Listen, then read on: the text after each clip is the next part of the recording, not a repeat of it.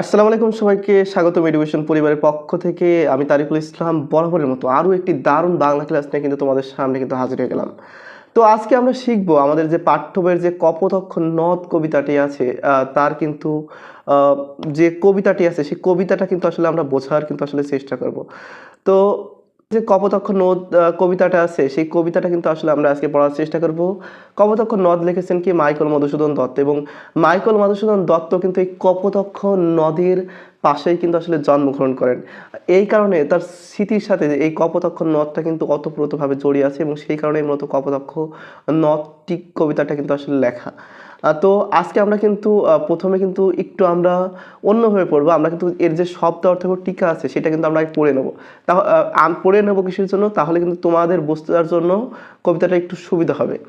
তো সতত সতত শব্দের অর্থ কি? সর্বদা অর্থাৎ সব সময়, এবং বিরলে অর্থাৎ একান্ত নিরিবিলিতে। নিশা অর্থ কি? রাত্রি। এবং ভ্রান্তি শব্দের অর্থ কি? ভুল। অর্থাৎ এই শব্দ অর্থগুলো জানলে যখন কবিতার ভিতরে এই শব্দ অর্থগুলো আসবে তখন কিন্তু তোমাদের কিন্তু বুঝতে কিন্তু একটু সুবিধা হবে। তারপর বাড়ি রূপ কর, এই লাইন দ্বারা কিন্তু কি বোঝানো হয়েছে? অর্থাৎ প্রজা যেমন রাজাকে কর বা রাজস্ব দেয়, তেমনি কপোতক্ষ নদও সাগরকে জলরূপ কর বা রাজস্ব দিচ্ছে। অর্থাৎ বাড়িরূপ কর দ্বারা এই কথাটা কিন্তু আসলে বোঝানো হয়েছে। এবার আসি চতুর্দশ পদী কবিতাকে। এটাকে আসলে ইংরেজিতে বলা হয় সনেট, এবং বাংলায় বলা হয় কি? চতুর্দশ পদী কবিতা। অর্থাৎ 14 চরণ। অর্থাৎ 14 চরণ বলতে কি? 14টা লাইন। এবং অর্থাৎ তুমি এই কবিতার দিকে খেয়াল করো, এখানে ঠিক কিন্তু 14টা লাইন আছে, এবং প্রত্যেকটা লাইনে কিন্তু 14টা করে শব্দ আছে। এই কারণে মূলত এটাকে চতুর্দশপদী কবিতা বলা হয়। চতুর্দশপদী কবিতার প্রথম 8 চরণের স্তবককে কি বলা হয়? অষ্টক। অর্থাৎ এই যে কবিতাটা তোমরা দেখতে পাচ্ছ এর প্রথম যে চরণটা আছে, অর্থাৎ দেখো এখানে কিন্তু 8টা লাইন আছে, এবং 8টা লাইনকে বলা হয় কি? অষ্টক। এটা কিন্তু টিকের জন্য কিন্তু খুবই একটা ইম্পর্টেন্ট প্রশ্ন। এবং পরবর্তী 6 চরণকে বলা হয় ষষ্ঠক। অর্থাৎ আমরা যদি এই চতুর্দশ পদী কবিতাটা দেখি, এর পরবর্তীতে কিন্তু দেখো 6টা লাইন আছে, এবং একে বলা হয় কি? ষষ্ঠক। অষ্টকে মূলত ভাবের প্রবর্তনা এবং ষষ্ঠকে ভাবের পরিণতি থাকে। অর্থাৎ এই কবিতাটিতে আসলে লেখক কি বোঝাতে চাচ্ছেন সেই ভাবের প্রবর্তনা থাকে আসলে প্রথম অষ্টক, অর্থাৎ প্রথম 8 লাইন, এবং ষষ্ঠকে থাকে। এবং এর যে পরিণতি, অর্থাৎ লেখক আসলে সর্বশেষ কি পরিণতিতে আসলে পৌঁছাবে সেই বিষয়টা কিন্তু এই ষষ্ঠক অর্থাৎ লাস্টের যে 6 লাইনটা আছে সেটাতে কিন্তু তুলে ধরা হয়েছে। এবং চতুর্দশপদী কবিতায় কয়েক প্রকার অন্তমিল রয়েছে, যেমন প্রথম 8 চরণে অর্থাৎ ক, খ, খ, ক। অর্থাৎ একটু খেয়াল করে দেখো, আমি যদি এইটা ক ধরি, দন্ত্যনকে যদি ক ধরি আর লকে যদি খ ধরি, তাহলে এটা হচ্ছে ক, এটা হচ্ছে খ, এবং আবার এটা হচ্ছে কি? ক, এটা হচ্ছে কি? খ। অর্থাৎ ঠিক এইভাবে কিন্তু প্রথম যে অষ্টক আছে এইভাবে কিন্তু আসলে ছন্দবিন্যাস করা হয়েছে। এবার শেষের যে 6 চরণ আছে সেখানে কিন্তু ঘ, ঙ, চ।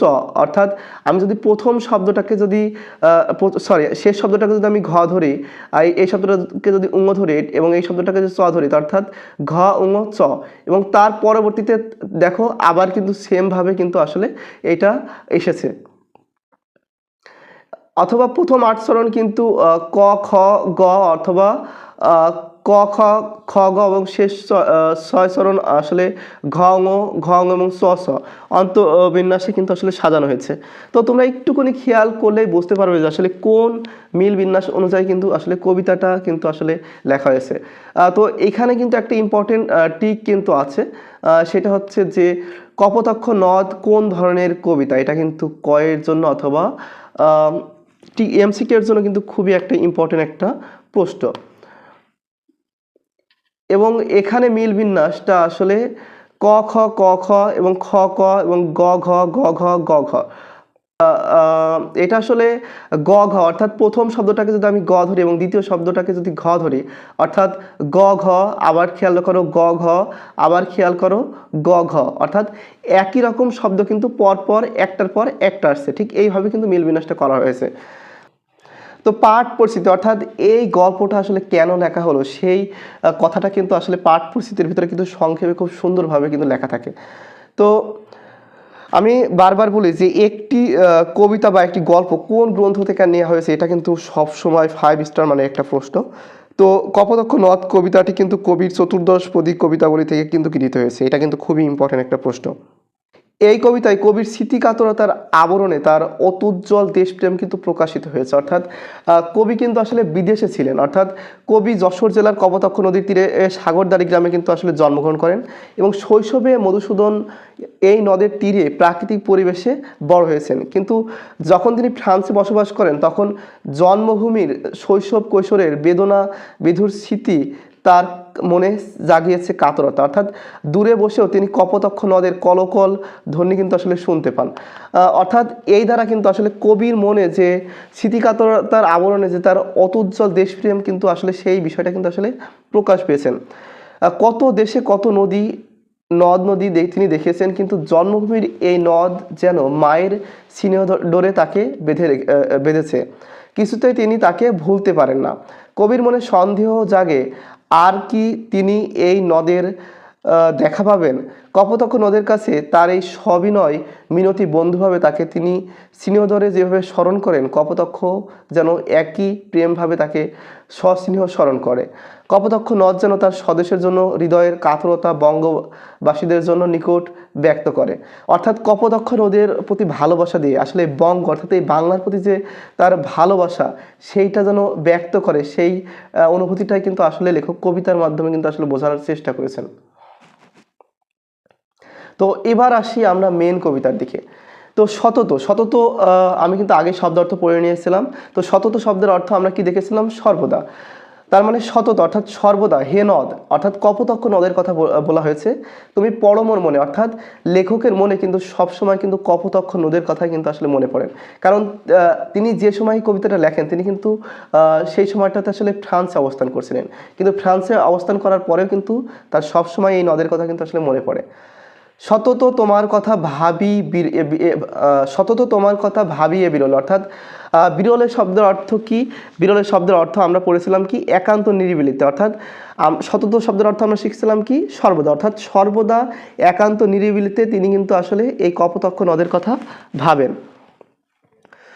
সতত জ্যামতি লোক নেশার স্বপন, এখানে নেশা নেশার দ্বারা আবার অনেকে নেশা করা অর্থাৎ মদ্যপানের কথা কিন্তু আসলে ভেবো না। নেশা শব্দের অর্থ কিন্তু আমরা এর আগে পর্যন্ত পড়ছি রাত্রি, অর্থাৎ সতত অর্থাৎ সর্বদা, অর্থাৎ লোক নিশার স্বপন অর্থাৎ রাতের যে স্বপনে শোনে মায়া মন্ত্রধ্বনি, অর্থাৎ যে মায়া মন্ত্রধ্বনি শোনে তব কলকলে জুড়ায়ে কান আমি ভ্রান্তর চলে। অর্থাৎ রাতের বেলা স্বপনে যেমন লোক আসলে মায়া মন্ত্রধ্বনি শোনে, ঠিক সেই ভাবে কিন্তু আসলে লেখক কিন্তু কলকলে অর্থাৎ কপোতাক্ষ নদের যে স্রোতধারার যে কলকল ধ্বনি সেটা কিন্তু ভ্রান্তির ছলনা অর্থাৎ ভুলের ছলনায় কিন্তু আসলে শুনতে পান। এবং লেখক কিন্তু বহু দেশ দেখিয়াছি বহু নদ দলে, অর্থাৎ লেখক কিন্তু বিদেশে কিন্তু বহু নদ নদী কিন্তু দেখেছেন, কিন্তু এর স্নেহের তৃষ্ণা মেটেকার জলে, অর্থাৎ কপোতাক্ষ নদের যে পানি অর্থাৎ সেই পানির মাধ্যমে কিন্তু তিনি তার তৃষ্ণা নিবারণ করতেন। সেই বিষয়টা কিন্তু আসলে তুলে ধরেছেন। দুগ্ধ স্রোতরূপী তুমি জন্মভূমি স্তনে, অর্থাৎ একটা শিশু যেমন মায়ের বুক থেকে যেমন দুগ্ধ পান করে ঠিক তেমনই অর্থাৎ পৃথিবীর বুকে এবং এই পৃথিবীর বুকে কিন্তু কপোতাক্ষ নদকেও কিন্তু ঠিক তেমনই আসলে দুগ্ধ স্রোতরূপী হিসাবে কিন্তু আসলে তিনি চিহ্নিত করেছেন। এই দ্বারা কিন্তু লেখকের কিন্তু ভাবের প্রবর্তনা আসলে বোঝানো হয়েছে এই অষ্টকের অর্থাৎ এই 8 লাইন দ্বারা। এবং এরপরে আসলে কি হবে অর্থাৎ ভাবের যে পরিণতি সেই বিষয়টা কিন্তু পরের 6 লাইনে কিন্তু লেখক কিন্তু আসলে বোঝানোর চেষ্টা করেছেন। তো লেখক সংশয় প্রকাশ করেছেন যে আর কি হবে দেখা যতদিন যাবে, অর্থাৎ যতদিন যাচ্ছে অর্থাৎ সেই কপোতাক্ষ নদের তীরে লেখক ফিরতে পারবেন কি, সেই নিয়ে কিন্তু আসলে লেখকের মনে কিন্তু আসলে সংশয় দেখা যাচ্ছে। প্রজারূপে রাজরূপ সাগরে দিতে, অর্থাৎ প্রজা যেমন রাজাকে কর দেয় তেমনই কিন্তু আসলে কপোতাক্ষ নদ অর্থাৎ বাড়ি রূপ করো তুমি, অর্থাৎ কপোতাক্ষ নদও কিন্তু আসলে সাগরে কিন্তু প্রতিনিয়ত কিন্তু আসলে পানি কিন্তু প্রবাহ করছে।